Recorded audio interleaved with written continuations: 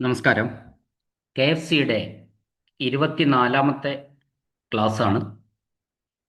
ഇന്ന് നമ്മൾ പറയുന്നത് ചാപ്റ്റർ 8 അതായത് മിസലീനിയസ് എക്സ്പെൻഡിച്ചർ, പലവക ചെലവുകൾ എന്ന ചാപ്റ്ററിലെ പ്രീവിയസ് ക്വസ്റ്റ്യൻ ആണ് ഈ ക്ലാസ്സിൽ ഡിസ്കസ് ചെയ്യുന്നത്. നമുക്ക് നേരിട്ട് ക്വസ്റ്റ്യൻസിലേക്ക് കടക്കാം. ആദ്യത്തെ ചോദ്യം: Who will bear the interest on the delayed payment of compensation for the land acquired for government purpose? അതായത് ഗവൺമെന്റ് ആവശ്യത്തിനായി ഏറ്റെടുത്ത ഭൂമിയുടെ നഷ്ടപരിഹാരത്തുക വൈകിയാൽ ഉണ്ടാകുന്ന പലിശ ആര് വഹിക്കണം? ഒരാളുടെ അടുത്തുനിന്ന് ഭൂമി ഏറ്റെടുത്തു ഗവൺമെന്റ് ആവശ്യത്തിന്, അപ്പോൾ അതിന് നഷ്ടപരിഹാരം കൊടുക്കണം. കൊടുക്കാൻ വളരെ താമസിച്ചു കഴിഞ്ഞാൽ അയാൾ ചിലപ്പോൾ കേസ് കൊടുക്കും, എനിക്കതിൻ്റെ പലിശ കിട്ടണമെന്ന് പറഞ്ഞ്. അത്തരം ഒരു സാഹചര്യം വന്നാൽ ഈ പലിശ ആര് വഹിക്കണമെന്ന, വൈകിയാലുണ്ടാകുന്ന പലിശ. അപ്പം അത് സാധാരണ സർക്കാർ ജീവനക്കാർക്കൊക്കെ തന്നെ പെൻഷനോ DCRG ഒക്കെ കിട്ടാൻ ഉദ്യോഗസ്ഥരുടെ കാലതാമസം മൂലം വൈകിയെങ്കിൽ നമുക്ക് കോടതിയിൽ കേസിന് പോകാം, ട്രിബ്യൂണലിലൊക്കെ. ട്രിബ്യൂണലിൽ ഇത്ര ശതമാനം വെച്ച് ഇത്ര കാലത്തിന് ശേഷം പലിശ കൊടുക്കണമെന്ന് വിധിച്ചാൽ ആ ഉദ്യോഗസ്ഥർ തന്നെയാണ് കൊടുക്കേണ്ടത്. അതുപോലെ ഇവിടെയും ആൻസർ അതാണ്. ഈ താമസം വരുത്തിയതിന് ഉത്തരവാദിയായ സർക്കാർ ഉദ്യോഗസ്ഥനാണ് അതിന് ആ നഷ്ടം, പലിശ കൊടുക്കേണ്ടത്. The government employee responsible for the delay. Okay. അടുത്ത ചോദ്യം: ചില മുൻകാല രാജാക്കന്മാർക്കും പ്രമുഖർക്കും അവരുടെ അവകാശങ്ങൾക്ക് പകരമായി നൽകുന്ന അലവൻസുകൾക്ക് പറയുന്ന പേരെന്താണ്? മുൻകാല രാജാക്കന്മാർക്കും പ്രമുഖർക്കും അവരുടെ അവകാശങ്ങൾക്ക് പകരമായി നൽകുന്ന അലവൻസുകൾക്ക് പറയുന്ന പേരെന്താണ്? അതിൻ്റെ വാക്ക് നമ്മൾ കുറച്ച് ടേംസ് പഠിച്ചിട്ടുണ്ട്. അതിൽ മലിഖാന എന്നാണ് അതിൻ്റെ ആ ടേം, അല്ലെങ്കിൽ അലവൻസിന് പറയുന്ന പേരാണ് മലിഖാന. അടുത്ത ചോദ്യം: മതസ്ഥാപനങ്ങൾക്ക് നൽകുന്ന തസ്തിക് അലവൻസുകൾ വില്ലേജ് ഓഫീസർമാർ വഴിയാണ് വിതരണം ചെയ്യുന്നത്.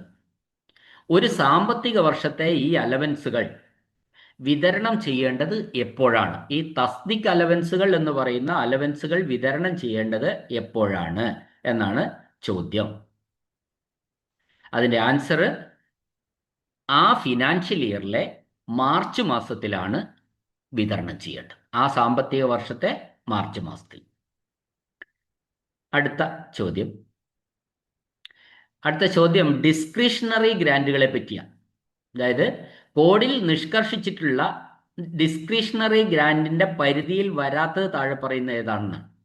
അതായത് ഡിസ്ക്രിഷണറി ഗ്രാൻറ്റ് എന്ന് പറഞ്ഞാൽ വിവേചനാധികാര ഗ്രാൻറ്റുകളുടെ പരിധിയിൽ വരാത്തത് ഏതാണ് എന്നാണ് ചോദ്യം.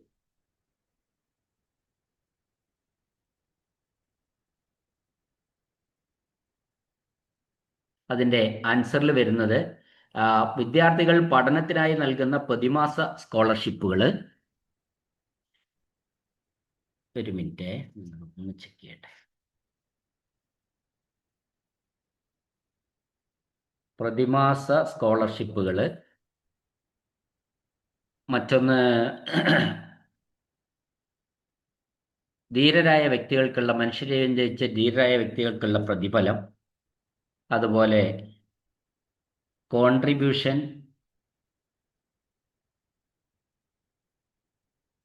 കന്നുകാലി ഉൽപ്പാദനം പ്രോത്സാഹിപ്പിക്കുന്നത്, പിന്നെ വീട് നഷ്ടപ്പെട്ടവർക്കുള്ള ധനസഹായം, ഇത്തരം കാര്യങ്ങളാണ്. ഓക്കെ. അതിലപ്പോൾ ആൻസർ വരുന്നത് വിദ്യാർത്ഥികൾക്ക് പഠനത്തിനായി നൽകുന്ന പ്രതിമാസ സ്കോളർഷിപ്പുകൾ എന്ന് പറയുന്നത് ഈ ഡിസ്ക്രിഷണറി ഗ്രാൻറ്റിൻ്റെ പരിധിയിൽ വരാത്തതാണ്. കാരണം അത് സ്ഥിരമായിട്ട് നൽകുന്ന ഒന്നാണ്. ഡിസ്ക്രിഷണറി ഗ്രാൻറ്റുകൾ മറ്റുള്ള കാര്യങ്ങളാണ്. മനുഷ്യൻ്റെ ധീരരായ വ്യക്തികൾക്കുള്ള പ്രതിഫലം, പിന്നെ അതേപോലെ പ്രളയത്തിൽ വീട് നഷ്ടപ്പെട്ട പാവർക്കുള്ളതിനായ കന്നുകാലി വളത്തിന് ഉള്ള കർഷകർക്ക് നൽകുന്ന സമ്മാനങ്ങൾ, ഇവയൊക്കെയാണ്. ഓക്കെ. ഇനി അടുത്ത ചോദ്യം: റവന്യൂ വകുപ്പിലെ ഉദ്യോഗസ്ഥർ ഒഴികെ താഴെ പറയുന്നവരിൽ ആർക്കാണ് വിവേചനാധികാര ഗ്രാൻറ്റുകൾ അനുവദിക്കാൻ കഴിയുക? അതായത് ഈ ഡിസ്ക്രിഷണറി ഗ്രാൻറ്റുകൾ അനുവദിക്കാൻ റവന്യൂ വകുപ്പിലെ ഉദ്യോഗസ്ഥർക്ക് പവറുണ്ട്. അവരെ കൂടാതെ ആർക്കാണ് ഇതിന് അനുവദിക്കാനുള്ള പവർ ഉള്ളത്? അതാണ് അടുത്ത ചോദ്യം. അതിൻ്റെ ആൻസർ ഗവർണർ എന്നാണ്. ഗവർണർക്ക് മാത്രമേ പിന്നെയുള്ള ഒരു അധികാരം ഉള്ളൂ.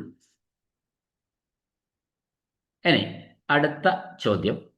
ഗവർണർ വ്യക്തികൾക്കോ സ്ഥാപനങ്ങൾക്കോ നൽകുന്ന ചെറിയ ഗ്രാന്റുകളെയും ജീവകാരുണ്യ സംഭാവനകളെയും വിളിക്കുന്ന പേരെന്താണ്?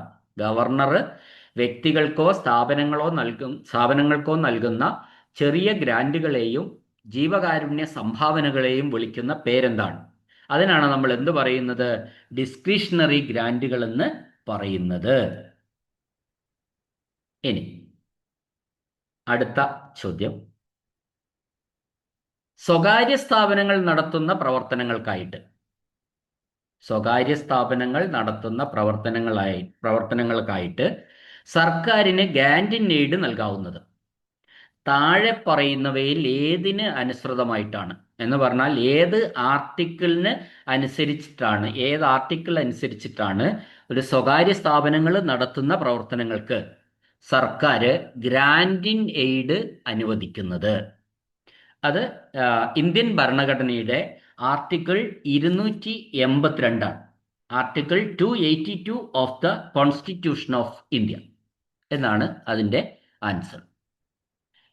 ഇനി അടുത്ത ചോദ്യം. 10,000 രൂപയിൽ കൂടുതൽ വരുന്ന ഗ്രാന്റ് ഇൻ എയ്ഡ് സംബന്ധിച്ച യൂട്ടിലൈസേഷൻ സർട്ടിഫിക്കറ്റ് ആർക്കാണ് സമർപ്പിക്കേണ്ടത്? 10,000 രൂപയിൽ കൂടുതൽ വരുന്ന ഗ്രാന്റ് ഇൻ എയ്ഡാണ്. അതിൻ്റെ വിനിയോഗ സർട്ടിഫിക്കറ്റ് UC, അതായത് യൂട്ടിലൈസേഷൻ സർട്ടിഫിക്കറ്റ്, ഫണ്ട് വിനിയോഗിച്ചു എന്നൊരു സർട്ടിഫിക്കറ്റ് നമ്മൾ കൊടുക്കണമെന്ന് പറഞ്ഞിരുന്നല്ലോ. അതിനാണ് നമ്മൾ യൂട്ടിലൈസേഷൻ സർട്ടിഫിക്കറ്റ് എന്ന് പറയുന്നത്. ആ യൂട്ടിലൈസേഷൻ സർട്ടിഫിക്കറ്റ് ഈ ഗ്രാന്റ് ഇൻ എയ്ഡ് 10,000 രൂപയിൽ കൂടുതലാണെങ്കിൽ അത് ആർക്കാണ് നൽകേണ്ടത് എന്നാണ് ചോദ്യം. അതിൻ്റെ ആൻസർ അക്കൗണ്ടന്റ് ജനറലിലാണ്. 10,000 രൂപയിൽ കൂടുതലാണെങ്കിൽ AGക്ക്, 10,000 രൂപ കുറവാണെങ്കിലോ? 10,000 രൂപ കുറവാണെങ്കിൽ ഹെഡ് ഓഫ് ദി ഡിപ്പാർട്ട്മെന്റിന് ആണ് അത് നൽകേണ്ടത്. ഇനി അടുത്ത ചോദ്യം. ഗ്രന്ഥശാല സംഘത്തിന് സർക്കാർ വർഷം തോറും നൽകുന്ന ഗ്രാന്റുകൾ ഓഡിറ്റ് ചെയ്യുന്നത് ആരാണ്? വളരെ പ്രധാനപ്പെട്ട ഒരു ചോദ്യമാണ് കേട്ടോ. കേരള ഗ്രന്ഥശാല സംഘത്തിന് സർക്കാർ വർഷം തോറും നൽകുന്ന ഗ്രാന്റുകൾ ഓഡിറ്റ് ചെയ്യുന്നത് ആരാണ്? അതിൻ്റെ answer local fund audit director or the director of local fund audit. അദ്ദേഹമാണ് ഈ കേരള ഗ്രന്ഥശാല സംഘത്തിന് സർക്കാർ വർഷം തോറും നൽകുന്ന ഗ്രാന്റുകൾ ഓഡിറ്റ് ചെയ്യുന്നത് the director of local fund audit ആണ്. ഇനി അടുത്ത ചോദ്യം. ലൈബ്രറികൾക്ക് കെട്ടിട നിർമ്മാണവും ഫർണിച്ചറുകൾ വാങ്ങുന്നതിനും നൽകുന്ന ഗ്രാന്റ് എത്രയാണ്? വളരെ പ്രധാനപ്പെട്ട ഒരു ചോദ്യമാണ്. ലൈബ്രറികൾക്ക് കെട്ടിട നിർമ്മാണത്തിനും ഫർണിച്ചറുകൾ വാങ്ങുന്നതിനും നൽകുന്ന ഗ്രാന്റ് എത്രയാണ്? അതായത് അതിൻ്റെ answer not exceeding 50% of the cost. അതിൻ്റെ യഥാർത്ഥ ചെലവിൻ്റെ 50% കൂടാത്ത തുകയാണ് അത് ഗവൺമെന്റ് ഗ്രാന്റ് ആയിട്ട് നൽകുക. എന്തിനു വേണ്ടിയിട്ട്? ലൈബ്രറികൾക്ക് കെട്ടിട നിർമ്മാണവും ഫർണിച്ചർ വാങ്ങുന്നതിനുമായിട്ട് നൽകുക. 50%, അതായത് ആക്ച്വൽ കോസ്റ്റിന്റെ, യഥാർത്ഥ ചെലവിന്റെ, ഈ ഒരു ആവശ്യത്തിന് എത്ര രൂപ ചെലവാകുമോ അതിന്റെ 50% കൂടാത്ത തുക. അടുത്ത ചോദ്യം. പുസ്തകങ്ങൾ വാങ്ങുന്നതിനായി ഒരു ലൈബ്രറിക്ക് ലഭിച്ച ഗ്രാന്റ് എത്ര സമയത്തിനുള്ളിൽ വിനിയോഗിക്കണം? ഒരു ലൈബ്രറിക്ക് പുസ്തകങ്ങൾ വാങ്ങാൻ വേണ്ടിയിട്ട് ഗ്രാന്റ് അനുവദിച്ചു. എത്ര സമയത്തിനാണ് അത് വിനിയോഗിക്കേണ്ടത് എന്നാണ് ചോദ്യം. അതിൻ്റെ ആൻസർ 2 മാസത്തിനുള്ളിൽ എന്നാണ് അർത്ഥം. അപ്പോൾ അങ്ങനെ ഒരു ഗ്രാന്റ് കിട്ടിക്കഴിഞ്ഞാൽ, പുസ്തകം വാങ്ങാൻ വേണ്ടി ഒരു ഗ്രാന്റ് കിട്ടിക്കഴിഞ്ഞാൽ അത് 2 മാസത്തിനുള്ളിൽ അത് വിനിയോഗിച്ചിരിക്കണം എന്ന് പറഞ്ഞാൽ പുസ്തകം വാങ്ങിയിരിക്കണം എന്നർത്ഥം. അടുത്ത ചോദ്യം. കേരള ഗ്രന്ഥശാല സംഘവുമായി ആലോചിച്ച് ലൈബ്രറി ഗ്രഡേഷൻ കമ്മിറ്റി രൂപീകരിക്കുന്നതിനുള്ള നിർദ്ദേശം സർക്കാരിലേക്ക് സമർപ്പിക്കുന്നത് ആരാണ്? അതായത് കേരള ഗ്രന്ഥശാല സംഘവുമായി ആലോചിച്ച് ലൈബ്രറികൾക്ക് ഗ്രേഡ് നൽകുക, അതിനൊരു കമ്മിറ്റി ഉണ്ട്. ആ ലൈബ്രറികൾക്ക് ഗ്രേഡ് നൽകുന്ന കമ്മിറ്റിയാണ് നമ്മൾ ലൈബ്രറി ഗ്രഡേഷൻ കമ്മിറ്റി എന്ന് വിളിക്കുന്നത്. അത് രൂപീകരിക്കുന്നതിനുള്ള നിർദ്ദേശം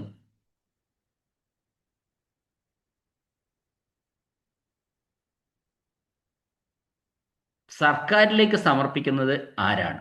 ആ നിർദ്ദേശം സമർപ്പിക്കുന്നത് ശരിക്കും പിന്നെ ഡയറക്ടർ ഓഫ് പബ്ലിക് ഇൻസ്ട്രക്ഷൻ ആണ്. പൊതുവിദ്യാഭ്യാസ ഡയറക്ടറാണ് അത്തരം ഒന്ന് സമർപ്പിക്കുന്നത്.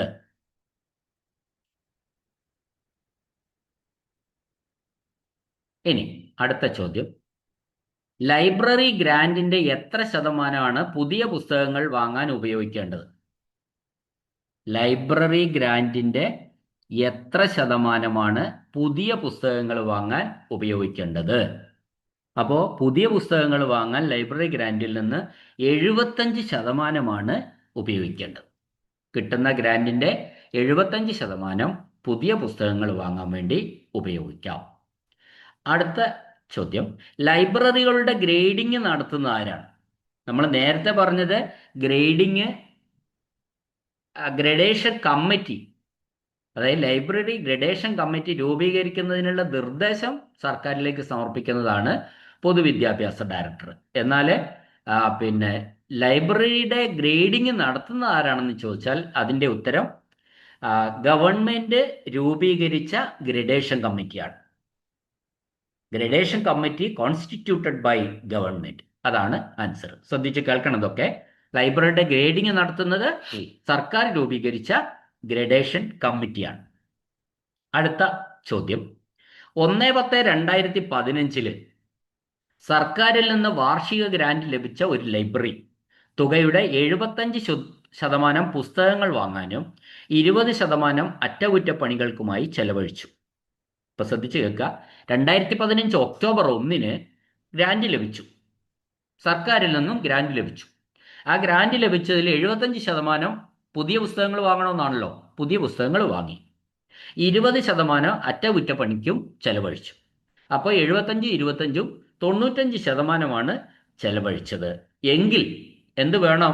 5% തിരിച്ചടയ്ക്കണം. സർക്കാരിലേക്ക് 5% തിരിച്ചടയ്ക്കേണ്ടതാണ്. ആ തിരിച്ചടയ്ക്കേണ്ട അവസാന തീയതി എന്നാണ് ചോദ്യം. സർക്കാരിലേക്ക് തിരിച്ചടയ്ക്കേണ്ട അവസാന തീയതി എന്നാണ്? അത് വരുന്ന മാർച്ചിൽ 2015 ശേഷം വരുന്ന മാർച്ച് 31 അഥവാ 31/3/2016 എന്നാണ് അതിൻ്റെ ആൻസർ. അടുത്ത ചോദ്യം, സ്വകാര്യ മാനേജ്മെന്റിന് കീഴിലുള്ള സ്ഥാപനങ്ങളിലെ സ്കോളർഷിപ്പുകൾക്കും സ്റ്റൈപ്പൻഡുകൾക്കും ഉള്ള ബില്ലുകൾ ആര് തയ്യാറാക്കുകയും സാക്ഷ്യപ്പെടുത്തുകയും ചെയ്യണം എന്നാണ് ചോദ്യം. സ്വകാര്യ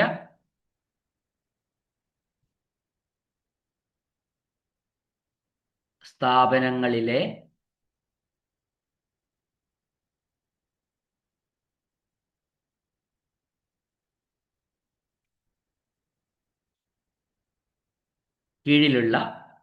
സ്വകാര്യ മാനേജ്മെന്റിന് കീഴിലുള്ള സ്ഥാപനങ്ങളിലെ സ്കോളർഷിപ്പുകൾക്കും സ്റ്റൈപ്പൻഡുകൾക്കും ഉള്ള ബില്ലുകൾ ആര് തയ്യാറാക്കുകയും സാക്ഷ്യപ്പെടുത്തുകയും ചെയ്യണം എന്നാണ് ചോദ്യം. അതിൻ്റെ ആൻസർ സ്വകാര്യ സ്ഥാപനങ്ങളിലെയാണ്. അപ്പോൾ കറസ്പോണ്ടന്റ് അല്ലെങ്കിൽ മാനേജർ ഇത് തയ്യാറാക്കുകയും നിയന്ത്രണ ഉദ്യോഗസ്ഥൻ മേലൊപ്പിടുകയും വേണം. അതായത് കൺട്രോളിംഗ് ഓഫീസർ കൗണ്ടർ സൈൻ ചെയ്യണം. ആരാണ് തയ്യാറാക്കേണ്ടത്? ഒന്നുകിൽ കറസ്പോണ്ടന്റ് അല്ലെങ്കിൽ അതിൻ്റെ സ്വകാര്യ സ്ഥാപനത്തിന്റെ മാനേജരാണ് ഇത് ചെയ്യേണ്ടത്. ഇനി അടുത്ത ചോദ്യം, the proper working of libraries receiving grant in aid from government in accordance with the relevant rules should be ensured by. അതായത് ലൈബ്രറികളുടെ പ്രോപ്പർ വർക്കിംഗ്, അതായത് ഗ്രാന്റ് ഇൻ എയ്ഡ് വാങ്ങിക്കൊണ്ടിരിക്കുന്ന ലൈബ്രറികളുടെ ശരിയായ പ്രവർത്തനം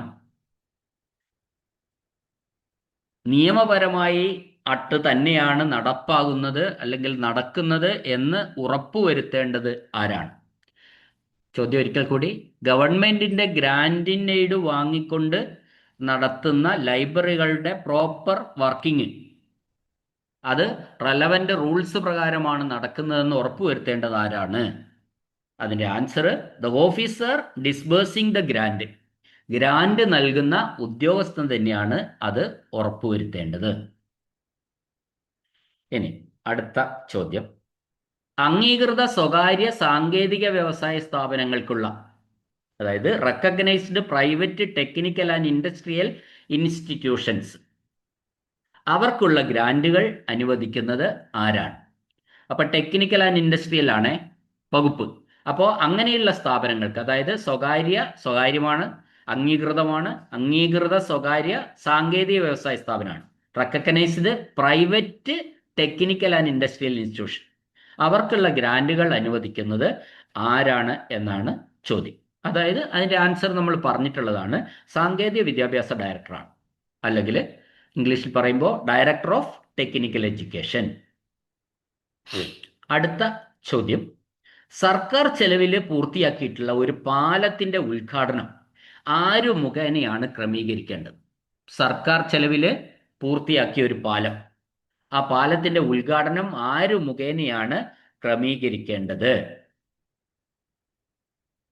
അപ്പോ അങ്ങനെ അതൊരു ചോദ്യമാണ്. അതിൻ്റെ ചോദ്യത്തിന്റെ ഉത്തരമെന്ന് പറയുന്നത് ലോക്കൽ എൻതൂസിയാസ്റ്റിക് പീപ്പിൾ എന്നാണ്. പ്രാദേശികരായിട്ടുള്ള താല്പര്യമുള്ള ആളുകളെ വെച്ചിട്ടാണ് ആ ഉദ്ഘാടനം നടത്തേണ്ടതെന്ന് അതിൻ്റെ അർത്ഥം. സർക്കാർ ഫണ്ട് വിനിയോഗിക്കരുതെന്ന. ലോക്കൽ എൻതൂസിയാസ്റ്റിക് പീപ്പിൾ, അല്ലെങ്കിൽ പ്രാദേശികരായിട്ടുള്ള താല്പര്യമുള്ള ആളുകളെ വെച്ചിട്ടാണ് ആ ഉദ്ഘാടനം നടത്തേണ്ടത്. അടുത്ത ചോദ്യം, പ്രധാനപ്പെട്ട പ്രവർത്തികളുടെ ഉദ്ഘാടന ചടങ്ങുകൾക്ക്, അതായത് ഉദാഹരണത്തിന് പാലം തുറന്നു കൊടുക്കുന്നത്, ചെലവുകൾ ആരുടെ അനുമതിയോടെ മാത്രമേ നടത്താൻ കഴിയൂ? അത്തരം ഉദ്ഘാടന ചടങ്ങുകൾക്കുള്ള ചെലവുകൾ ഗവൺമെന്റിന്റെ അനുമതിയോടുകൂടി മാത്രമേ നടത്താൻ കഴിയൂ. ആരുടെ അനുമതിയോടെ നടത്താൻ കഴിയൂ എന്ന ചോദ്യം, അത് ഗവൺമെന്റിന്റെ, സർക്കാരിന്റെ മുൻകൂർ അനുമതി ഉണ്ടെങ്കിൽ മാത്രമേ, പ്രീവിയസ് സാങ്ഷൻ ഓഫ് ഗവൺമെന്റ് ഉണ്ടെങ്കിൽ മാത്രമേ അത് നടത്താൻ കഴിയുള്ളൂ. സാധാരണഗതിയിൽ ശിലാസ്ഥാപനം, പദ്ധതി, പ്രോജക്റ്റ്, കെട്ടിടം തുടങ്ങിയവയുടെ ഉദ്ഘാടനം സംസ്ഥാന ഫണ്ടിൽ നിന്നും ഒരു തുകയും ചെലവാക്കാൻ പാടില്ല എന്നാണ് പറയുന്നത്. ഇത്തരത്തിലുള്ള ഏതെങ്കിലും ചെലവുകൾ വരുമെങ്കിൽ അത് സർക്കാരിൻ്റെ പ്രീവിയസ് സാങ്ഷൻ ഉണ്ടായിരിക്കണം. മുൻകൂർ അനുമതി ഉണ്ടെങ്കിൽ മാത്രമേ ചെയ്യാൻ പാടുള്ളൂ എന്നാണ് പറഞ്ഞിട്ടുള്ളത്. അടുത്ത ചോദ്യം, വ്യത്യസ്ത വകുപ്പുകളിൽ ജോലി ചെയ്യുന്ന ജീവനക്കാരുടെ സംയുക്ത അപേക്ഷയിൽ വീട് നിർമ്മാണത്തിനുള്ള അഡ്വാൻസ് അനുവദിക്കാൻ അനുവാദമുള്ള അതോറിറ്റി ആരാണ്? ചോദ്യം, വ്യത്യസ്ത വകുപ്പുകളിൽ ജോലി ചെയ്യുന്ന ജീവനക്കാരുടെ സംയുക്ത അപേക്ഷയിൽ, 2 ഡിപ്പാർട്ട്മെന്റിൽ വർക്ക് ചെയ്യുന്ന ജോലിക്കാരാണ്, ഭാര്യയും ഭർത്താവാണെന്ന് വെച്ചോ, ജോയിന്റ് ആപ്ലിക്കേഷനാണ്, വീട് നിർമ്മാണത്തിനുള്ള അഡ്വാൻസ് അനുവദിക്കാൻ അധികാരമുള്ള അതോറിറ്റി ഏതാണ്? ഹൗസ് ബിൽഡിംഗ് അഡ്വാൻസിനെ പറ്റിയാണ് പറയുന്നത്. ഭാര്യയും ഭർത്താവും ഒരു ഉദാഹരണമാണ്. ഭാര്യയും ഭർത്താവും 2 ഡിപ്പാർട്ട്മെന്റിലാണ് ജോയിൻ ചെയ്യുന്നത്, പക്ഷെ അവർ ജോയിന്റ് ആപ്ലിക്കേഷനാണ് കൊടുത്തത് എങ്കിൽ അത് അനുവദിക്കാൻ അധികാരമുള്ള അതോറിറ്റി ആരാണ് എന്നാണ് ചോദ്യം. ആ ചോദ്യത്തിന്റെ ഉത്തരം government in the finance department എന്നാണ്. എന്ന് പറഞ്ഞാൽ ധനകാര്യ വകുപ്പിന് മാത്രമാണ് അത്തരത്തിലുള്ള ഒരു അപേക്ഷ പാസ്സാക്കാൻ അധികാരം ഉള്ളൂ. അടുത്ത ചോദ്യം, സസ്പെൻസ് അക്കൗണ്ട് എന്തിലാണ് ഉൾപ്പെടുത്തിയിരിക്കുന്നത്? സസ്പെൻസ് അക്കൗണ്ട് എന്ന് പറയുന്നത് ശരിക്കും എന്തിലാണ് ഉൾപ്പെടുത്തിയിരിക്കുന്നതാണ് ചോദ്യം. ആൻസർ പബ്ലിക് അക്കൗണ്ടിലാണ്. പബ്ലിക് അക്കൗണ്ടിലാണ് എന്തുള്ളത്? സസ്പെൻസ് അക്കൗണ്ട് ഉണ്ടാവുക. പബ്ലിക് അക്കൗണ്ട് എന്ന് പറഞ്ഞാൽ നമുക്ക് മലയാളം പൊതു അക്കൗണ്ട് എന്ന് പറയാം. പൊതു അക്കൗണ്ടിലാണ് ഈ സസ്പെൻസ് അക്കൗണ്ട് ഉൾപ്പെടുത്തിയിട്ടുള്ളത്. അടുത്ത ചോദ്യം, KFC വോളിയം 1 ചാപ്റ്റർ 8 ഭരണഘടനയുടെ ഏത് ആർട്ടിക്കിൾ പ്രകാരമാണ് ദേവസ്വം ഫണ്ടിലേക്കുള്ള വിഹിതത്തെക്കുറിച്ച് പ്രതിപാദിച്ചിരിക്കുന്നത്? ദേവസ്വം ഫണ്ടിലേക്കുള്ള കോൺട്രിബ്യൂഷനെ പറ്റി പറയുന്നത് ചാപ്റ്റർ 8 ഏത് ആർട്ടിക്കിളിലാണ്? ആൻസർ ആർട്ടിക്കിൾ 290 എന്ന് പറയുന്ന ആർട്ടിക്കിളിലാണ് അത് പറഞ്ഞിട്ടുള്ളത്. അടുത്ത ചോദ്യം, ഇന്ത്യൻ ഭരണഘടനയിലെ വ്യവസ്ഥകൾ പ്രകാരം ഗവൺമെന്റ് തിരുവിതാംകൂർ ദേവസ്വം ബോർഡിന് നൽകേണ്ട വാർഷിക വിഹിതം എത്രയാണ്? തിരുവിതാംകൂർ ദേവസ്വം ബോർഡിന് ഗവൺമെന്റ് നൽകേണ്ട വാർഷിക വിഹിതം എത്രയാണ്? 46.5 ലക്ഷമാണ്. ഗവൺമെന്റ് നൽകാൻ ഓർമ്മിച്ചു വെക്കുക. 46.5 ലക്ഷമാണ് അത്. ആ കോൺട്രിബ്യൂഷൻ എന്ന് പറയുന്നത് തിരുവിതാംകൂർ ദേവസ്വം ബോർഡിന് ഓരോ വർഷവും ഗവൺമെന്റ് നൽകേണ്ട വാർഷിക വിഹിതമാണത്. ആ വിഹിതം 46.5 ഇപ്പം മാറിയോ എന്ന് ഞാൻ ചെക്ക് ചെയ്തിട്ടില്ല. എന്തായാലും തൽക്കാലം 46.5 ലക്ഷം എന്ന് മനസ്സിലാക്കിയിരിക്കുക. അടുത്ത ചോദ്യം: ഔദ്യോഗിക സേവനങ്ങൾക്കിടയിൽ മറ്റൊരു സ്ഥലത്ത് വെച്ച് മരണപ്പെടുന്ന സർക്കാർ ജീവനക്കാരന്റെ മൃതദേഹം സ്വന്തം നാട്ടിലേക്ക് കൊണ്ടുപോകുന്നതിനായി സർക്കാർ നൽകുന്ന തുക എത്രയാണ്? അപ്പോൾ ഒരു ജീവനക്കാരൻ ഔദ്യോഗിക ഡ്യൂട്ടിയിൽ തന്നെ ഔദ്യോഗിക സേവനത്തിനിടയിൽ തന്നെ മറ്റൊരു സ്ഥലത്ത് വെച്ച് മരണപ്പെട്ടു. അങ്ങനെയായെങ്കിൽ അയാളുടെ മൃതദേഹം നാട്ടിലേക്ക് കൊണ്ടുപോകാൻ വേണ്ടി എത്ര തുക നൽകുന്നതാണ്. ആ തുക എന്ന് പറയുന്നത് അത് അങ്ങോട്ട്, അതായത് ഈ സ്ഥലത്ത് നിന്ന് വീട്ടിലേക്ക് അനുവദനീയമായ ട്രാവലിംഗ് എക്സ്പെൻസിന് തുല്യമായ തുക. ഇപ്പം നമ്മൾ മരണപ്പെട്ട സ്ഥലത്ത് നിന്ന് അയാളുടെ സ്വന്തം വീട്ടിലേക്ക് അല്ലെങ്കിൽ സാധാരണഗതിയിൽ എത്ര TA അനുവദിക്കാമോ അത്രയും TA, അതിന് ആ TAക്ക് തുല്യമായ തുക, യാത്രാബത്തയ്ക്ക് യാത്രാ ചെലവിന് ആ മരണപ്പെട്ട സ്ഥലത്ത് നിന്ന് ആ വീട്ടിലേക്ക് സാധാരണഗതിയിൽ അയാൾ സർവീസിലുള്ള സമയത്താണെങ്കിൽ അയാൾക്ക് എത്ര TA കൊടുക്കാം എന്നത് ആ TAക്ക് തുല്യമായ ഒരു തുകയാണ് ഈ മരണപ്പെട്ട് കഴിഞ്ഞ് ഡെഡ് ബോഡി കൊണ്ടുപോകാൻ വേണ്ടി കൊടുക്കുന്നത്. ഇനി അടുത്ത ചോദ്യം: വിവേചനാധികാരം, അതായത് ഡിസ്ക്രിഷണറി ഗ്രാൻറ്റുകൾ അനുവദിക്കാൻ അധികാരമുള്ള അധികാരികൾ ആരൊക്കെയാണ്? ആർക്കൊക്കെയാണ് ഈ വിവേചനാധികാര ഗ്രാൻറ്റുകൾ അഥവാ ഡിസ്ക്രിഷണറി ഗ്രാൻറ്റുകൾ അനുവദിക്കാൻ അധികാരമുള്ള അധികാരികൾ ആരൊക്കെയാണ്? ആൻസർ നമ്മൾ നേരത്തെ പറഞ്ഞിരുന്നു. ഗവർണർ ഒരാളാണ്, ഗവർണർ അതിൽ പെടും. പിന്നെ റവന്യൂ ഡിപ്പാർട്ട്മെന്റ് ഓഫീസേഴ്സ്.